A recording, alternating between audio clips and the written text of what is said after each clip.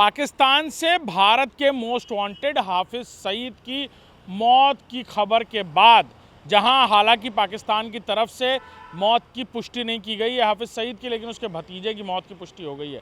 वहीं एक और खबर आ रही है, पाकिस्तान में एक और हाई प्रोफाइल किलिंग की खबर आ रही है।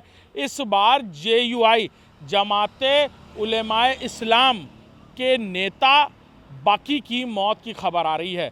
मुफ्ती अब्दुल बकी की खबर ये आ रही है सामने कि वो जब कोयटा के एयरपोर्ट रोड पर मौजूद था, उस वक्त वहाँ पर कुछ अज्ञात बंदूकधारी पहुँचे और उन्होंने ताबड़तोड़ गोलियां चलाना शुरू कर दी।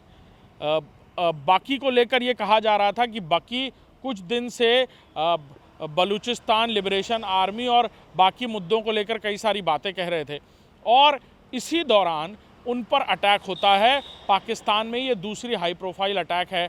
ऐसा ही अटैक इससे पहले भी हुआ था।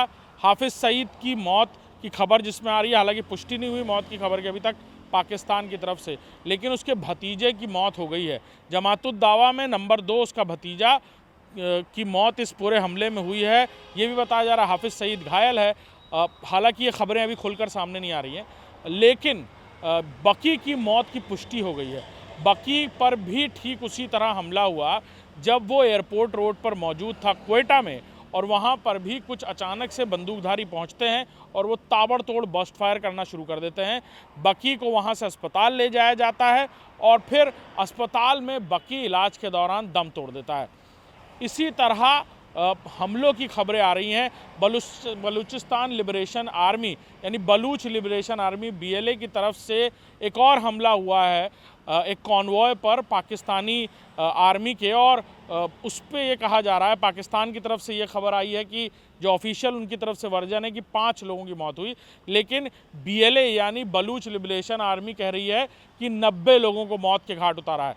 ये एक फिदायीन यानी सुसाइड बॉम्बर हमला था, जिसमें एक गाड़ी में बैठकर एक नौजवान जिसने अपने आप को सुसाइड बॉम्बर के तौर पर तैयार किया था और शरीर पर भी बम बांध रखे थे, उसने जाकर कॉन्वॉय की गाड़ी के बीचों बीच जाकर गाड़ी लड़ाई और फिर वहां ब्लास्ट हुआ, जिस धमाके में पाकिस्तान की तरफ से पाकिस्तान की जो पुलिस के अधिकारी हैं उनकी तरफ से 5 लोगों की मौत की खबर आ रही है, लेकिन BLA की तरफ से 90 सैनिकों की मौत की खबर बताई जा रही है। यानी वो BLA की तरफ से कहा जा रहा है कि 90 सैनिकों को मौत के घाट उतारा गया है।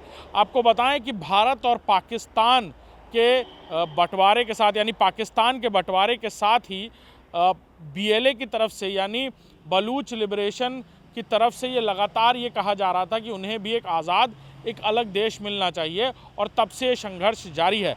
इससे पहले भी पाकिस्तान की कई अलग अलग सरकारों ने, पाकिस्तान के मार्शल लॉ ने बलूचिस्तान की इस बात को कई बार दबाने की कोशिश की है, लेकिन 2007 में बलूचिस्तान को पूरी तरह से, और ख़ास तौर पर बलूचिस्तान से जुड़े हुए इस तरह के संगठनों में BLA का नाम सबसे ऊपर इसलिए भी है कि 2007 में BLA को पाकिस्तान ने आतंकवादी संगठन घोषित कर दिया था। इससे पहले BLA एक पॉलिटिकल पार्टी की तरह काम कर रही थी, और फिर BLA के लोगों ने हथियार उठाए और बलूचिस्तान लिबरेशन आर्मी के तौर पर एक आर्मी की तरह काम करने लगे, और अब तब से लेकर अभी तक ये संघर्ष जारी है। कई बार इस तरह के ड्रोन हमले पाकिस्तान करा चुका है, कई बार पाकिस्तान की तरफ से BLA के कई सारे बड़े बड़े चेहरों का कहा जाए असैसिनेशन या एनकाउंटर हो चुका है, लेकिन BLA की तरफ से लगातार ये कवायदें चल रही हैं, और अपनी आज़ादी की मांग को लेकर BLA पाकिस्तान में पहले भी कई घटनाओं को अंजाम दे चुका है, जिसमें एक और घटना है। लिहाजा पाकिस्तान में सब कुछ ठीक नहीं चल रहा। इन खबरों से तो यही अंदाज़ा लगाया जा सकता है। नमस्कार।